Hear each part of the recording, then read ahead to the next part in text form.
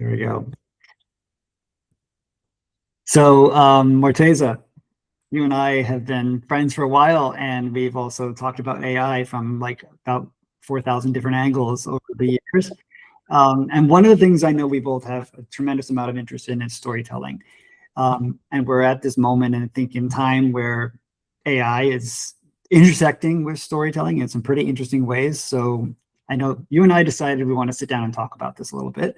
Yeah. And explore some of it from different dimensions and think about where is their potential, where are there possible, sort of danger zones, and really think also about how does AI and storytelling come together at this particular time in history as well, thinking about like the evolution of different forms of storytelling and where these things come together. So anyway, here we are having this conversation. Thank you for agreeing to join and do this. Thank you for the opportunity. It's an evergreen topic, storytelling, not AI, I guess. Maybe AI from this point forward, who knows, but in human life. But yeah, always passionate about that topic and always love talking to you. Yeah.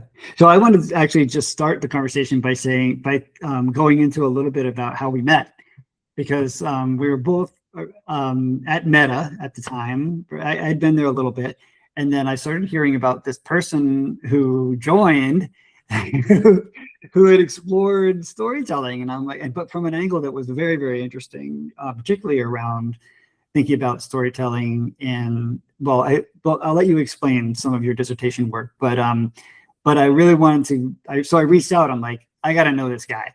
And I'm glad I did, because you definitely are approaching it and made my understanding of storytelling a much richer place, particularly in terms of HCI and what are the dynamics there going on in human computer interaction. So I'd love to hear your perspective of like that.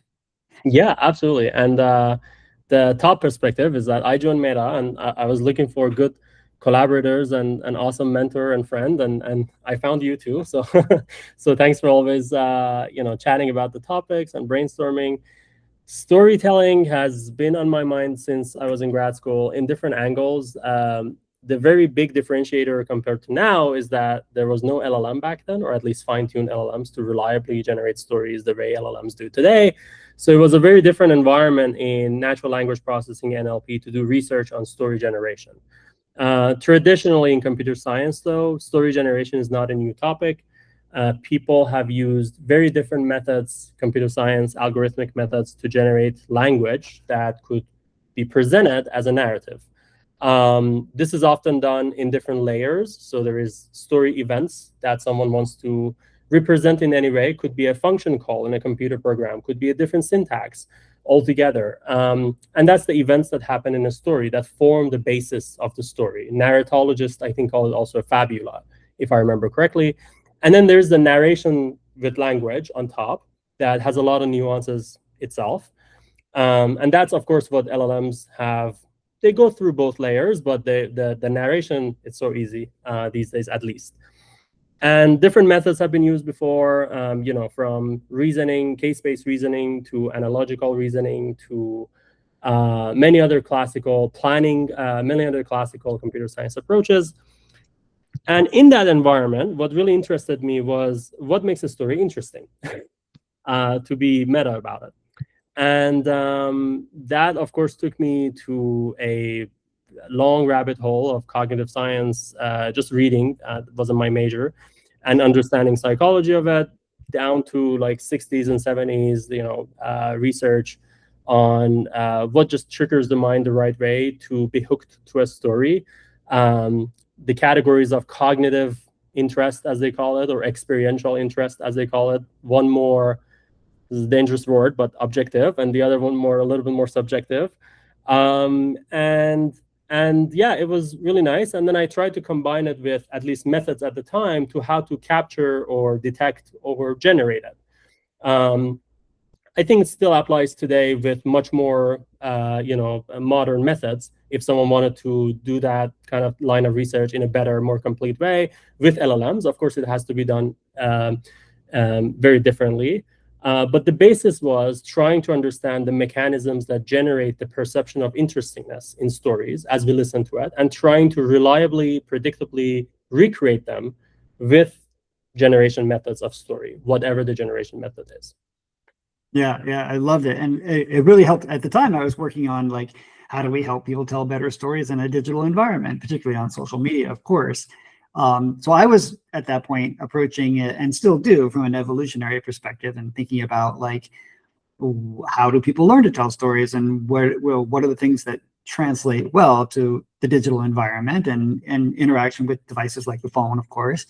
And thinking about like, in particular, what are the different components of storytelling that are formed when we're children, basically, and how much of that carries over. So thinking about partial narratives, right, or thinking about primitive narratives, or sometimes called focus chains, pieces of storytelling that we do actually every day, but we really don't process them as stories, because they really are just like subcomponents, right? And they're part of how we put concepts together.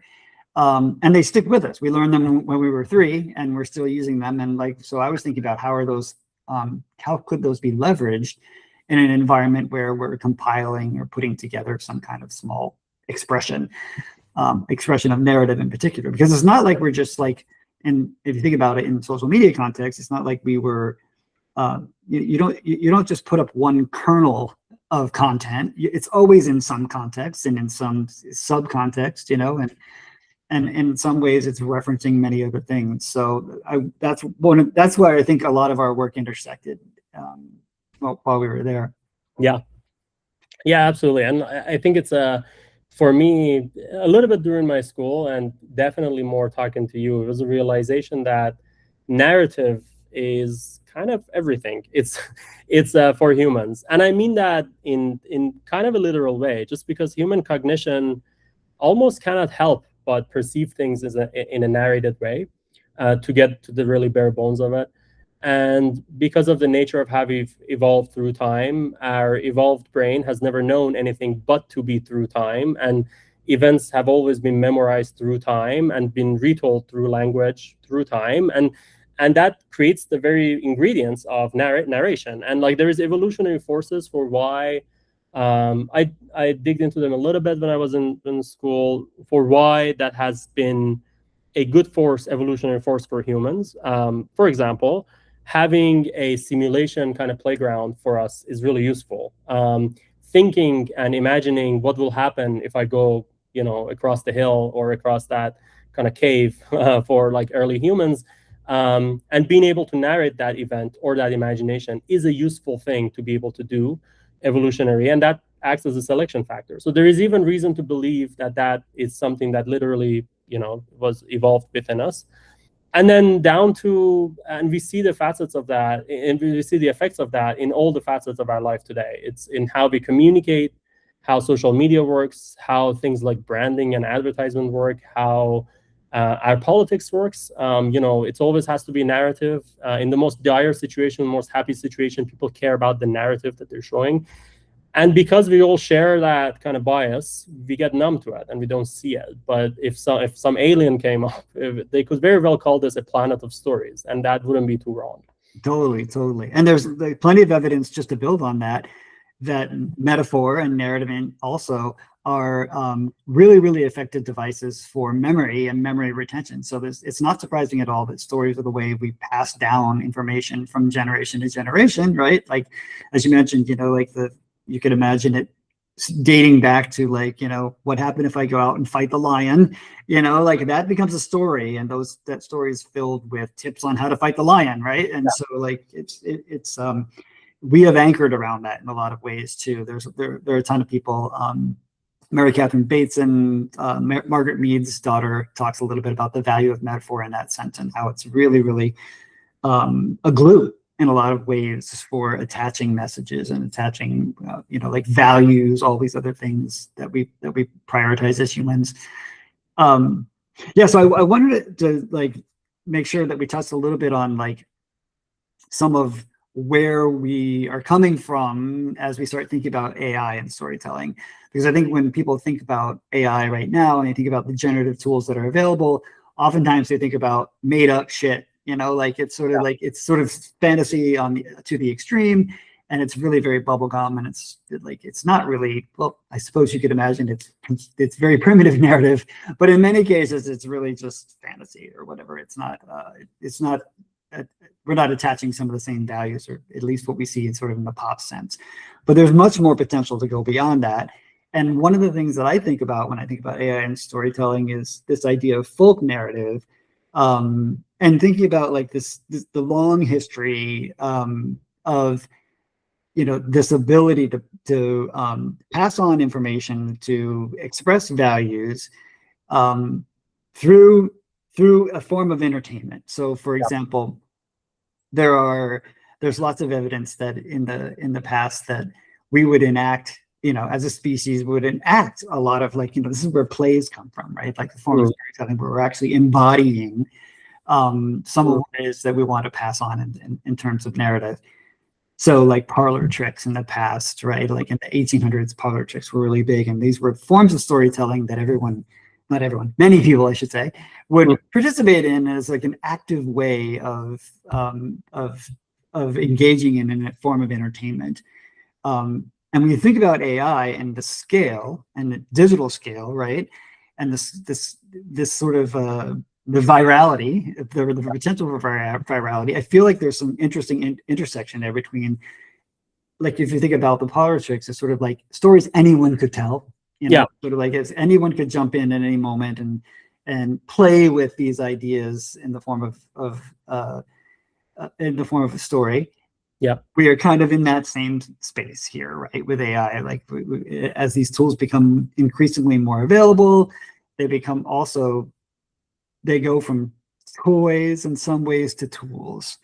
Yeah. So I'm curious about your thoughts in that space, and particularly because you're probably dealing with this on a regular basis. Yeah, there's a picture that comes to my mind. There was like a storyteller. I'm not sure where I saw it. I think it was a book. I'm going to mention a book. It might not have been that. It was the Storytelling Animal. I forgot the author's name that I really enjoyed, but credit is due, that the picture was a brain of the storyteller and a brain of the story listener. And they were like connected with all these kind of like arrows that try to more illustrate a point than to create like a framework or explain an exact framework of cognitive kind of like or communication that is happening. But it was more illustrating the point that storytelling, even when one person is primarily telling the story and another person is primarily listening to the story, is still a very inherently interactive activity, in that the storyteller has this perception of the listener, and particularly the perception of the cognitive mechanisms that will tickle them the right way, make it interesting. Theory of mind, right? Like what they're tracking, what they know, what they don't know, what would be interesting, how to tell the story, maybe augment what they know, maybe play onto what exactly they know, so that like you incorporate what they know a little bit better or what they care about to make it interesting. In fact, one of the experiential interests that I mentioned is personal relevance, that Roger Schank, I believe, like mentioned in 70s or 80s in like a paper about like what makes the story interesting. That was one of the papers that did that. And the teller of the story, to the extent that they know a general class of audience or a particular person of the audience, they would try to incorporate that into making the story be perceived as interesting. In fact, being able to use the skills is the basis for what makes a good storyteller. In our societies, we have George R.R. Martin, who's a really good storyteller, and he knows very well, explicitly or implicitly as a skill, how to tickle the human brain exactly the right way when you tell fiction in this case. And I think that storytelling is a really inherently interactive thing, as I learned, and I continue to be amazed to learn new aspects of it every day. And that carries through to society, I think. It's been an interactive exercise for generations, I think, to tell stories to each other. It becomes a vehicle of communication of values through time. As you mentioned elegantly, it is the currency of human communication and human culture, kind of like, propagating through time, propagating through society. And that interactivity is kind of has been the norm. And what it's interesting you pointed out the previous formats of entertainment. The ones that we've maybe grown up with and are familiar with these days is movies and TV shows, which is like, because it's async, it's not interactive. And in the grand scheme of storytelling, that's actually the exception. Yeah, yeah. It is not normal in the human history to have this async, very one way, kind of disconnected in the other direction kind of storytelling. And one way to think of AI maybe, and I'm not sure how exactly that should be framed or will work out, but is that exception is ending. Totally. So it's exactly. That's what you made me think of, like Hollywood and the professionalization of storytelling is completely an anomaly, right? It's for much, much further back, it's been democratized, right? It's been something. And when you were talking about the relationship between storyteller and listener, one of the things that comes up again and again when I was digging into that, especially trying to understand what that interaction looks like, you see coming from organizations like the Moth or some of these storytelling clubs, and a lot of what they encourage is experimentation, right? They want folks, and part of what the storyteller does is every time they tell the story, and this happens almost without even trying, every time they tell the story, it changes a little bit based on what the response looks like from the audience, right? Yeah. So if you think about experimentation being a critical part, or this sort of live experimentation, right? And there's a lot of evidence on the neurological level that people's minds are syncing with the storyteller as they're listening, right? They're experiencing because they're mirroring emotions in many ways. So if you think about that form of experimentation within that interaction, that's very much true of like the parlor tricks and all this kind of entertainment we'll call it folk entertainment. Not so true with Hollywood, right? But then becoming more true as people start to think about what are the other tools I might use to tell a story with AI, right? Like how can I imagine a new landscape, a new set of, a new tale, and make it, or at least open the door for a more interactive exchange. I'm curious how you guys are thinking about that too, because or how you are thinking about it, but I know also that relates to what you're doing. Because it's still not the same as a person-to-person interaction, or it could be, I suppose, if AI is part of the tooling. Yeah.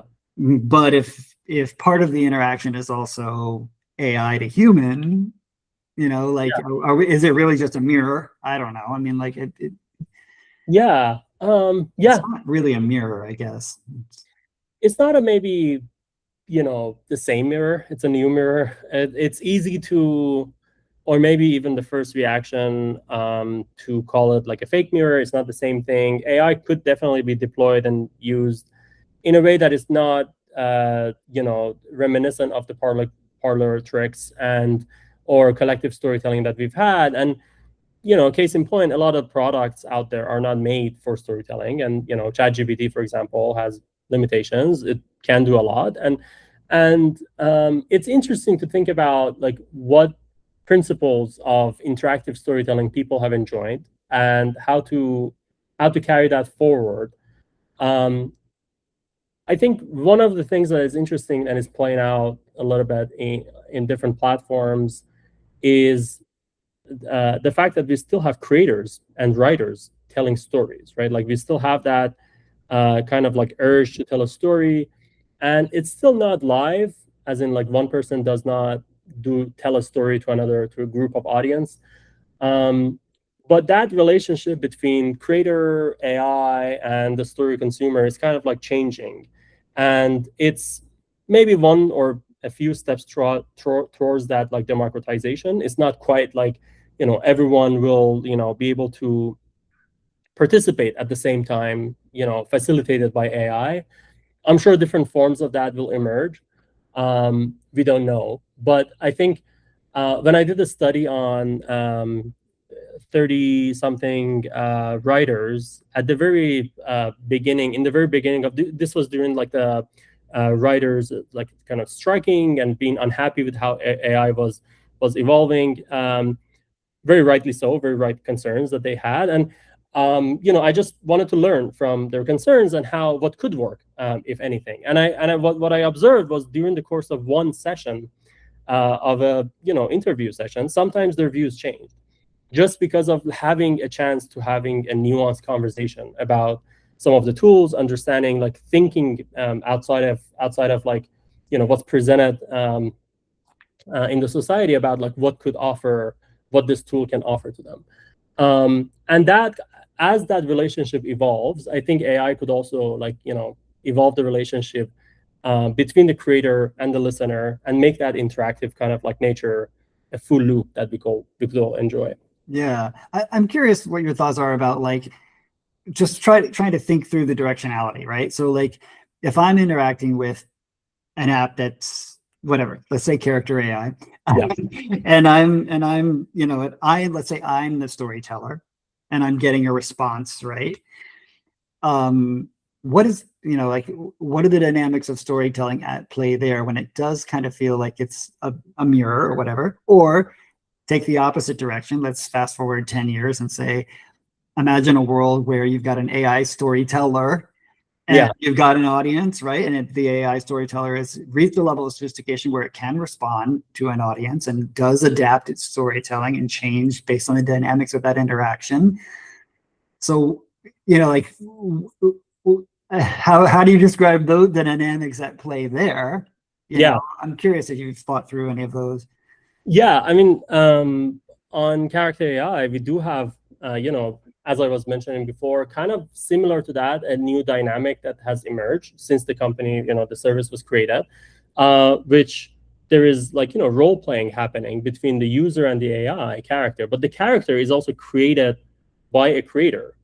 And that kind of relationship kind of like exists. It's not just the AI, it's the creator that people have a mentality and perception of when they role play with the character.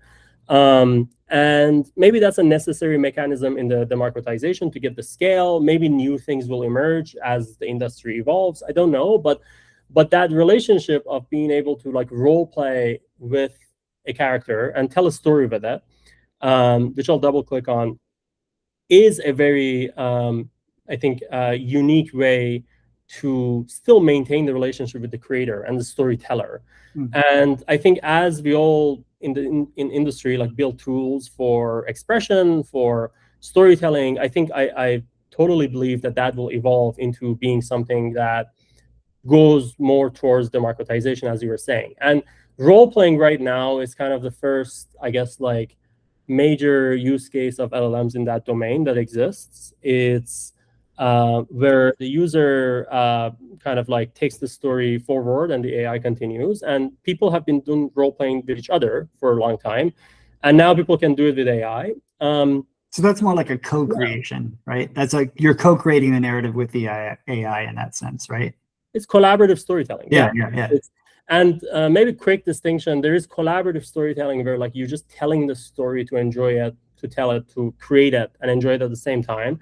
And then there is like interactive narrative games that have existed for a long time, where like the goal is to like finish the game and win it.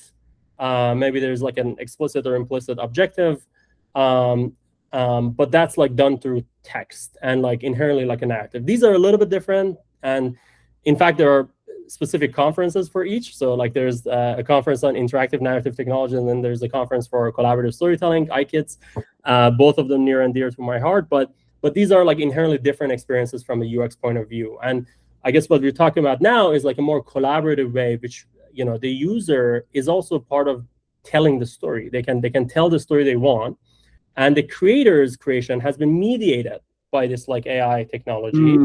But it's still like the creator's intent is reflected there. So there is this like give and take or collaboration that is happening, both kind of like synchronous and asynchronous. And AI has a role there, your creator has a role there, the user has a role there. And I think that is a domain that will evolve to get us like more towards like the direction we're pointing to. Yeah, interesting. So and then what about the other scenario? Like if we were in the sort of future-facing scenario, I suppose, if you've got maybe it's all. I mean, you could argue that stories are always collaborative and co-created, right? Like an effective story is, but the idea of an AI leading a story, and facilitating the narrative formation, We're not there, but like, have you been putting thought into that and what that might look like? I think, and this goes back to like the research I did in school a little bit, and which is a fancy way of like the stuff I learned halfway from cognitive science, because I never studied it formally, but I'm a fan. I think stories are like maybe many other forms of art or just expression. It really matters to people what they say about the world, about a certain population, about themselves, right? Like I think I have this hypothesis that the reason why there is this like AI slop negative reaction people get on Instagram or some other kind of social media, TikTok or what have you, on like seeing like a fake bird. I mean, if you look at the comments and do sentiment analysis on it, it's like very negative always once people figure out that it's AI, right? And I think the reason isn't that the aesthetics is bad. I think the reason isn't that the bird is actually a bad looking fake bird. I think it's that it feels like a lie. And the reason why it feels like a lie is probably because when people do see a real beautiful bird, it tells them something about the world that they're also living in. And by proxy, maybe tells them something about who they are or they could be emotionally, right? Like it's, if I live in this world and this beautiful bird exists, my mind opens to new possibilities in a way, right? Like my worldview changes in a very subtle, inside mind butterfly effect way, right? Like, and that is something that you will be taking away from them once they realize it's actually not real, and that feels like a lie, and that negative rush of sentiment exists.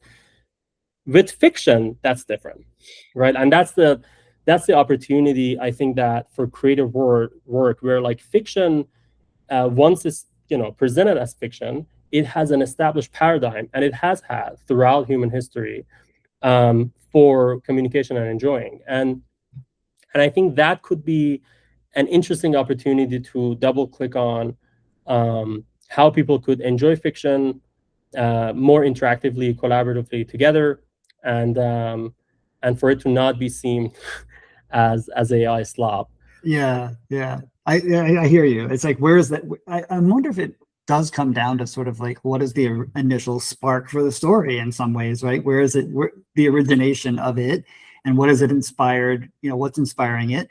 And certainly, at least at this point, AI is not capable of that.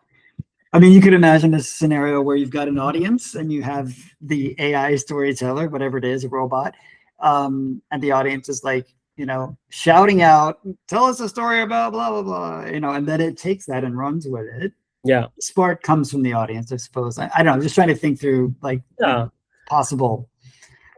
I think that, I don't know. The honest answer is I don't know. I think the principal components of that caring mechanism that like the bird example that I said, which is my hypothesis, probably some psychologist is saying like there's a book already on this that you don't know. I'm sure that I would love to read and learn, but that mechanism, I think the principal components of that for storytelling have to be kind of taxonomized and understood. So for example, talking about the lived experience of someone, right? Like talking about something that feels like a real experience someone has had. People, even in fiction, I guess the plausibility of that in some way maybe matters. The world of Harry Potter isn't real, but the feelings that Harry had probably are real and relatable, right? Like, because you could imagine yourself in their shoes somehow. I always do. And that, I think, is an interesting kind of maybe way to create a framework for what people care in a story and how it could be originated. Because under that hypothesis, I don't think it's just the fidelity of the, planting the seed of the story. I think it's more about these principal components that are experiential, that people care about, it having come from a real person, or it being a relatable thing that you can put yourself in those shoes. And I think that's at least part of what they care about. Now, I should say there are like maybe devil's advocates or exceptions. One of them is comedy. There's research on comedy, and like if something makes you laugh, it makes you laugh. Maybe you don't care that much. That's interesting. Yeah. Interesting to create a taxonomy of like, what creates the perception of human relatedness, I guess, or something like that, and how people can augment that with AI or delegate it to AI, or maybe some of it we never can. That's fascinating. I mean, think about comedy, right? So in some ways, the bar is slightly lower for comedy. But when you talk to writers, they always say comedy is the hardest thing to write. Probably, yeah, Because they talk about you have to be able to, really, really craft the conflict to get to generate the humor.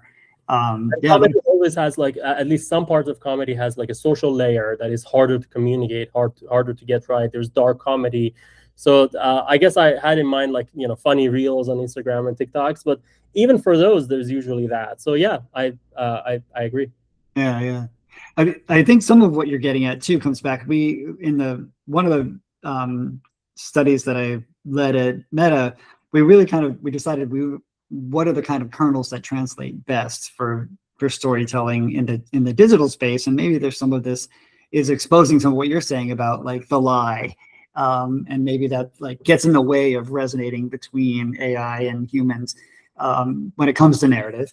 And we boil it down to emotional connection, authenticity, and interaction, right? So it has to feel interactive. It can't just be a static to be effective storytelling, right? I mean, like you said, like I think there's a version of storytelling, like movies can trigger very distinct emotions, right? But it's not an interactive process. You're not contributing to that experience other than you bought the ticket, right?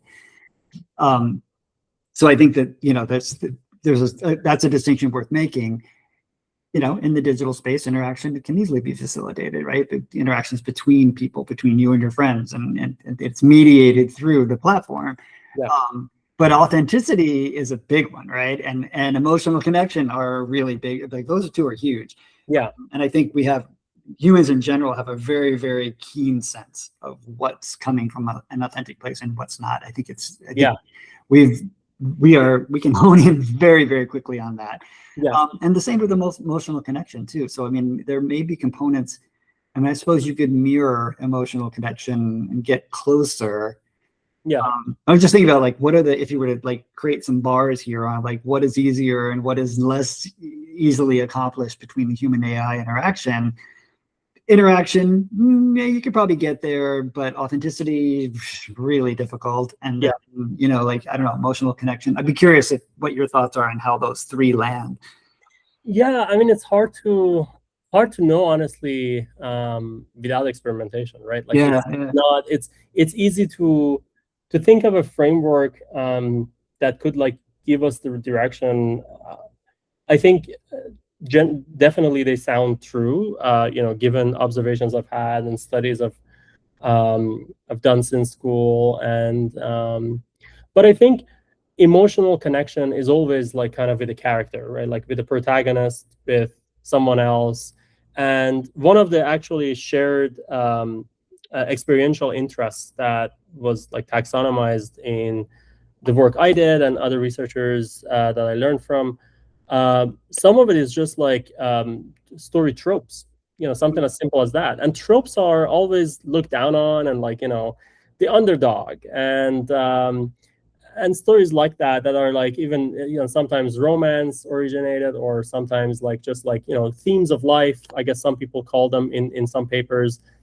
And the reason why they're relatable is that they're just situations we all find ourselves in, right? Like there's situations of power dynamics, of conflict, of emotional connections in all different like balances of it, that we kind of find ourselves in and we all relate to. And I think the reason why tropes are popular is that they work, and they have Russian folklore stories, old Persian stories, other old parlor tricks from time before probably have connections to them. And I think like it's interesting to study that. I think there's more there to understand about like how they create the emotional responses they do. Even now that people are like, they're so explicit that in some websites you can see like drop down menus of them like listed, like they explicitly in the UI are like listing the tropes, and people still go click on them, and they like willingly go and explore them. And that's, I think, one area of like maybe trying to understand more. What do you think? I like where you're going with that. I feel like, yeah, the emotional connection side could be pulled apart much more and think about, yeah, its components and what are leverageable or whatever, if assuming that's assuming we want to go in that direction. But yeah, so maybe it is true. Like the authenticity part is really like what it, like that is the highest bar. Like that is the point at which people become the most discerning in terms of the kind of narrative they are contributing to or consuming. Yeah. Yeah. Authenticity is interesting. Authenticity is almost like the result, not the cause. Mm. Right? Like authenticity as a feeling, and like I'm just like thinking live here, but what generates authenticity in this, or perception of authenticity in this domain, is interesting, right? Like because there's analogs to that where someone looks at art, just even abstract art, right? Like, and they perceive a different level of authenticity, maybe if it's made by a person versus not. And like as a proxy, in fact, I did some research on perception of interestingness in generated shapes moving around. There's a very famous 1940s studies by Hyder and Simel, the butcher names always, that you just put a triangle and a rectangle, like and a triangle and a circle and a square moving around inside a rectangle that had a door. On YouTube, it's easy to find, and just show it to people. I believe that study was particularly a study of apparent behavior, like perceived behavior. But perceived behavior through time is a narrative. So people in the study are like, the triangle cheated on the rectangle, and the other one is mad, and like the researchers are like, what the hell is happening? We just showed you some shapes. Of course, they had the hypothesis to some extent, but the results were astonishing to the depth of how much people, the level of nuance. I did some research on that too. There is better research done by Andrew Gordon and his lab at USC from some time ago, also using those shapes for perception of narrative and interestingness in narrative. And we could use that for authenticity too. So like if maybe those shapes and that framework and maybe something else, but I'm very interested in, like, if you look at an abstract art that a famous artist or a non-famous artist, or maybe different classes of users and also an AI has made, how people, what are the fundamentals of generating authenticity? Yeah, totally. I used to work with a designer. She was awesome, and she had a character in her mind for every. This is how she learned the numbers. She had a character for every number, and they all had personalities. And she has completely like this world of 1 through 10, each of them, and she tell you about like who they were as people. And she completely had assigned, like she built an authentic character around each of the numbers. It was really entertaining and fun. And I guess like anthropomorphism, one could say, people see personalities or something in like clouds or shapes, and we actively anthropomorphize everything. So maybe that has a vector there too. Yeah. Well, it's been a pleasure. We could probably go on for hours, Morteza, but I don't know if you had any final thoughts you wanted to add to our conversation here.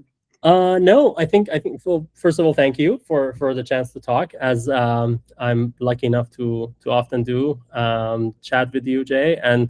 And yeah, storytelling is, I think, the most underrated area of AI. I think it's a very, I guess, fundamental tendency of humans in entertainment, in other domains of life, and how to understand it and replicate it and advance it really as a paradigm. It's really interesting. Yeah, we're at an exciting time. But thanks for your time, Morteza. I'm sure we'll be talking again soon. And I'll end the recording. I think I will. Yes.